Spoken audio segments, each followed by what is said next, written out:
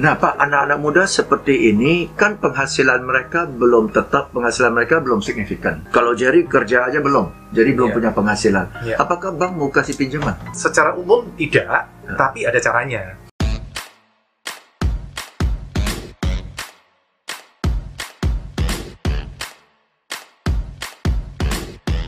Kali ini kita bahas sesuatu yang satu, sangat menarik, kedua, sangat bermanfaat, dan ketiga, kalau Anda terapkannya, pasti kaya. Tapi mulai dari satu kesulitan dan kendala dulu, oke? Saya cerita ya, dan saya hadir di tengah-tengah kita adalah my old friend and he's an expert, Bapak Pipo. Thank you Pak James, teman-teman. Selamat sore semua. Pak Pipo ini expert dalam bisnis dan expert dalam properti dan rajanya passive income. Thank you. Rajanya passive income ini ya yang saya mau ceritakan. Well, we all know pentingnya passive income. Ya, buku dari Robert Kiyosaki sudah menyadarkan kita akan hal itu. Ya, dan dari dulu saya selalu kejar passive income. Nah, berapa bulan yang lalu ada teman saya nawarin saya ruko, ya, untuk beli rukonya, dan dia tawarin saya, Pak James, kalau Pak James beli rukonya, saya sudah bisa sediakan penyewa. Penyewanya adalah Indomaret. Ya, so I thought, oh this is very good ya. Karena saya lihat dari Pak Pipo juga, saya lihat beliau punya berapa Pak? 30 Ya, 30-an outlet Indomaret, dan revenue-nya bisa menutupi cicilan, bahkan bisa menghasilkan profit. Ya, so I thought, okay, this is very good. Terus saya hitung-hitung, kok nggak masuk ya? Kok uang sewa dari Indomaret tidak cukup untuk menutupi cicilan? Something is wrong, ya. Ini saya satu ruko aja angkanya jauh dari tutup, tapi beliau ini 30 bisnis, bisa bayar cicilan dan bisa untung. Dan sama tempat usahanya dan juga Indomaret. What's going on gitu loh, ya. Jadi pemahaman sudah ada, teori udah mengerti, niat untuk mau menjalankan, tapi kok angka nggak ketemu. Ya, jadi hari ini saya mohon kehadiran Pak Pipo untuk ceritakan kepada kita semua. Dan saya juga hadirkan dua putra saya. Ini JJ nomor 2, ini Jerry nomor 3, dan itu Nadia. Nadia adalah pacarnya JJ. Ya, biar Pak, saya undang anak-anak muda ini supaya bisa belajar dari sufunya. Ya, oke. Tolong bantu kita semua. What is it that's not right, Pak? What is it that's wrong, Pak? Silakan, Pak. Thank you Pak James. Pak James ini dari dulu favorit saya, makanya begitu Pak James manggil saya, langsung siap, saya langsung hadir. Nggak usah nunggu-nunggu lagi. Saya juga senang teman-teman bisa sharing ke teman-teman. Jadi kalau lihat tadi case-nya yang Pak James ceritakan, beli properti, tapi disewain, income-nya kok nggak cukup, untuk dihitung-hitung kok kurang menarik. Nah, kemungkinan ada beberapa. Kalau yang saya lihat, satu, bisa jadi ada beberapa faktor. Bisa jadi memang properti itu nilainya ketinggian, bisa jadi. Jadi kalau yang saya lakukan itu adalah saya memastikan dulu saya Indomaret atau minimarket atau bisnis apapun yang di atasnya itu income-nya berapa dulu. Nah, saya sudah punya data income rata-rata minimarket saya, Pak James, rata-rata kan 25 juta per bulan. Kalau 25 juta per bulan, berarti saya sudah tahu kalau kredit bank tidak boleh lebih dari 2M. Oke. Karena kalau kredit lebih dari 2M, maka cicilannya akan lebih dari 25 juta. Kurang lebih ya, more or less. Nah, ternyata 2M itu untuk Indomaret. Kalau yang saya lakukan kan Indomaret ya. Mungkin teman-teman bisa pakai cara yang lain juga, tidak harus Indomaret. Ini kebetulan di case saya Indomaret. Mungkin nanti teman-teman bisa jadi buka rumah makan, atau buka kos, atau buka car wash, atau tempat parkir, atau WC umum, atau apapun, no problem juga. Tapi kalau di saya contohkan minimarket. Nah, saya sudah tahu minimarket income 25 juta, berarti maksimal investasi maksimal 2 miliar. Nah, Indomaret ternyata kalau dari tanah kosong perlu 1 miliar. Berarti tanahnya hanya boleh 1 miliar. Saya sudah punya prinsip seperti itu. Kalau dari ruko, untuk jadi toko butuh 500 juta. Untuk peralatan, untuk izin, untuk franchise fee, kurang lebih all in 500 juta. Jadi ruko ya 1,5 miliar maksimal. Nah, dengan cara itu saya membatasi harga beli propertinya. Ya, kalau masuk kriteria itu baru saya survei. Kalau tidak masuk kriteria, lupakanlah, cari yang lain masih banyak. Contoh yang sekarang sedang saya bangun, saya lagi bangun ada 5 project. minimarket semua. Yang pertama tanah kosong. Oke. Tanah kosong ini di selatan Jakarta. Oke. Tapi selatan sekali pokoknya ya, jangan dipikir Jakarta Selatan itu selatan sekali. Kayaknya perlu naik kereta. Jangan dipikir itu Pondok Indah, itu bukan, itu bukan, itu selatan Jakarta, bukan Jakarta Selatan. Yeah. Itu saya beli tanah 500 meter. 500 meter cuman 275 juta. Oke. Lebar 500 meter luas lagi. Waduh. Lebar depannya itu 20, ke dalam 15, terus ada lagi 18 kali 19. L, bentuknya bukan L ya. Ya L ya. Oke. Nah, itu terus saya sudah budgetin 275. Kemudian kalau membangun saya butuh 800 juta. Oke. Untuk jadi toko. Yes. Termasuk peralatan, AC, kulkas, semuanya. Ya. Nah, berarti modal saya kan 800 tambah 275 1,1. Ya. Berarti 1,1 prediksi saya kalau saya kredit bank kira-kira 13 juta, 15 juta. Okay. Nah, tadi kan saya udah bilang income rata-rata toko saya 25 juta. Jadi kansnya toko ini prediksi saya setahun pertama, maksimal tahun kedua pasti sudah income-nya sudah lebih besar dari angsuran. Biasa saya prediksinya gitu. Oke. Ya, jadi nggak langsung 25 juta lah Pak ya, takes time ya. Takes time. Ya kadang hoki buka, saya pernah buka di Rempoa, buka langsung 30 juta, ya ada. Tapi itu tidak bisa dijadikan digeneralisasi. Yes. Semua pasti seperti itu. Oke. Tapi yang atau cara lain kalau mau lebih safe itu beli toko yang sudah jalan. Misalnya toko yang sudah jalan, profitnya 30 juta, seperti yang ada di Jawa Timur, yang kemarin saya incer, itu profitnya setiap bulan 25-30. Wow, oke. Nah, dia jual 2,3 M. Berarti cicilannya pasti 25, 26, 27, antara-antara itu, dan itu bisa ketutup, itu bisa.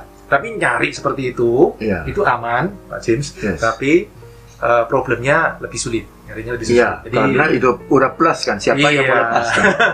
Tidak mudah untuk cari itu. Tapi ada. Kalau mau lebih cepat, seperti yang saya lakukan, langsung bikin baru. Nah itu juga. Pak, saya pause Pak. Kalau begitu sebaliknya, ada nggak yang income-nya negatif dan dia mau jual? Kita ambil? Ada. Oh jangan dong. Oh jangan ya. Jangan. Kecuali kita udah tahu ada sesuatu. Karena saya pernah juga ngomong, aduh toko ini jelek. Ya. Saya udah lihat toko ini jelek. Saya tinggal, saya kasih orang lain. Ternyata waktu sudah dibeli sama orangnya, saya tanya, bagus nggak tokonya? Bagus Pak. Loh, kok bisa? Kaget saya. Saya datang lagi ke tokonya. Oh iya. Jadi waktu dijual, itu di depannya lagi diperbaiki jalannya. Oke. Jadi penjualan toko itu menurun.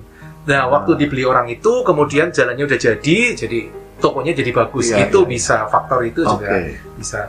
Nah, seperti yang tadi saya bilang, ini sebenarnya semuanya bisa. Mau bisnis minimarket, mau bisnis car wash, itu semuanya memungkinkan. Oke, jadi yang quick count-nya itu adalah yang penting keuntungan per bulan bisa menutupi cicilannya. Iya. Nah, maka dari itu kita justru sebaliknya lihat potensial dari bisnis ini, potensial dari profit ini, baru hitung mundur cari properti yang cicilannya di bawah omset ini kan. Iya, biasa yang saya lakukan gitu. Jadi kalau misalnya punya bisnis car wash, kira-kira profitnya sebulan 40 juta. Ya mungkin properti 3M gitu masih masuk akal untuk dijalanin ya. Ini dari sisi properti ya. Kalau dari sisi bisnisnya itu mungkin lain lagi ya. Saya tidak membahas dari sisi properti, itu masih memungkinkan. Jadi semua bisnis sebenarnya bisa seperti itu. Itu kalau ambil cicilan itu supaya cicilan bulanannya masuk, itu cicilan berapa tahun Pak? Wah, benar tuh Pak James. Nah, setiap orang kan punya pertimbangan nih. Kalau dibikin panjang, angsurannya kecil. Tapi panjang Pak, nggak selesai-selesai Pak. Dan belum tentu bisnis itu bisa sustain konsisten selama itu kan. Nah, kalau dibikin pendek, kan angsurannya jadi berat Pak. Nah, kalau saya biasa lebih suka panjangin dulu nggak apa-apa. 20 tahun dah. Nggak apa-apa dulu. Yang penting di depan aman dulu. Karena kan yang berat itu di depan. Awal-awal bisnis itu membangun itu sulit.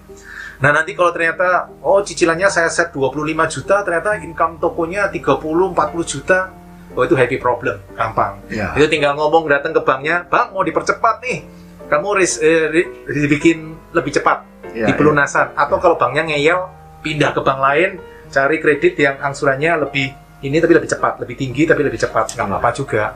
Pak, tapi kan gitu nanti kena denda Pak, 1%. alah sudahlah bayar 1% dah. Jantung kita itu terlalu mahal kalau disuruh deg-degan seperti itu. Kalau saya dengan Pak James kan ya usianya mirip-mirip ya, sudah waktunya santai-santai lah, nggak mau deg-degan seperti itu. Udahlah bayar 1% bayarlah, paling 3M 1% 30 juta, udahlah itu. Jantung sehat, yang penting jantungnya sehat. Betul. 30 juta juga nggak bisa beli sepeda kan ya? Sepeda aja belum dapat ya. Roda depan kali. Baru roda depan. Nah ini saya juga senang nih teman-teman yang masih muda-muda ini, karena justru yang teman-teman yang masih muda ini kan waktunya kredit masih bisa panjang. Bisa 30 tahun. Kalau kayak saya mungkin mentok 20 tahun, 15 tahun udah nggak boleh, ini usia sudah lebih dari 65 sudah berat. Tapi kalau yang masih umur 20-30, wah bisa 30 tahun sehingga angsurannya kecil. Yang penting mulai kecil dulu, nggak apa-apa. Kalau dibilang, wah nanti nggak lunas-lunas Pak. Tenang. Yang penting lewat masa krisisnya, lewat dulu. Nanti kan kita nebak toko buka itu sulit. Atau nebak bisnis, ini bakal profit berapa itu sulit. Nah kalau udah lewat dan ternyata hasilnya bagus, nah itu mah gampang lah, itu happy problem. Cepat Pak, rata-rata satu outlet minimarket itu sampai bisa capai angka yang semendekati optimal, stabil ya. Itu berapa? 6 bulan, 1 tahun? Kalau berdasar angka toko-toko saya yang selama ini ada, itu rata-rata grafiknya seperti ini, Pak James. Awal-awal naik, terus sampai titik tertentu dia akan datar. Itu titiknya di 3 tahun. Biasanya sampai 3 tahun.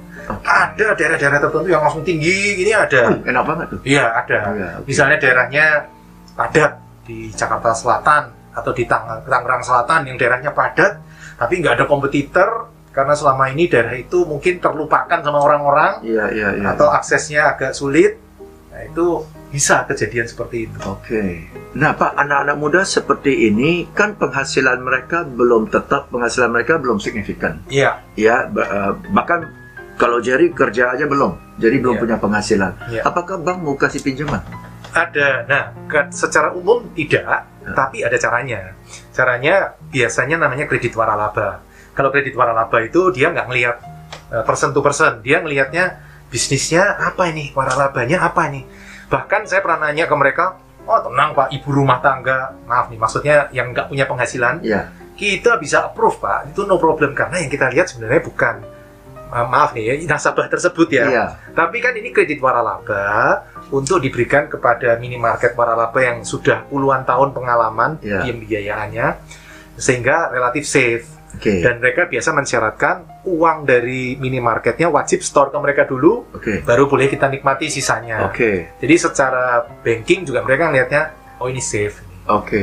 Jadi itu di bank ya Pak ya? Tapi masuk ke kredit waralaba ya? Iya, di kredit waralaba itu ada. Bahkan serunya lagi kredit waralaba itu, karena Indomaret kan bayarnya setiap 3 bulan. Nah kreditnya itu juga bayarnya tiap 3 bulan. Jadi bukan per bulan. Biasa kalau KPR biasa kan tiap bulan kita bayar. Kalau ini enggak, 3 bulan sekali baru bayar. Jadi bisa menyesuaikan dengan kreditnya itu. Jadi belum punya income atau income-nya terbatas atau modalnya terbatas pun sebenarnya no problem. Tapi kalau James, ini putranya Pak James, gampang lawan Pak James ada dari tuh enak kan jadi putra. cepat manfaatkan ya. JJ dan Jerry gampang, Pak mau itu Pak, yang itu bagus tuh Pak. Udah gampang. Jer, Nadia kalau ada pertanyaan langsung tanya ke Om ya. Any questions you want to ask? Not yet, so far. Santai aja ngobrol-ngobrol. Santai aja, feel free to interrupt aja ya, santai-santai ini. Nah, kalau masih muda, kamu bikin target lah, katakanlah 10 tahun. Selama 10 tahun saya pengen punya 30 toko. Awalnya mungkin berat, diketawain orang, ya kamu belinya toko cicilan 25 juta, income-nya cuma 25 juta tuh, nggak ada lebihnya.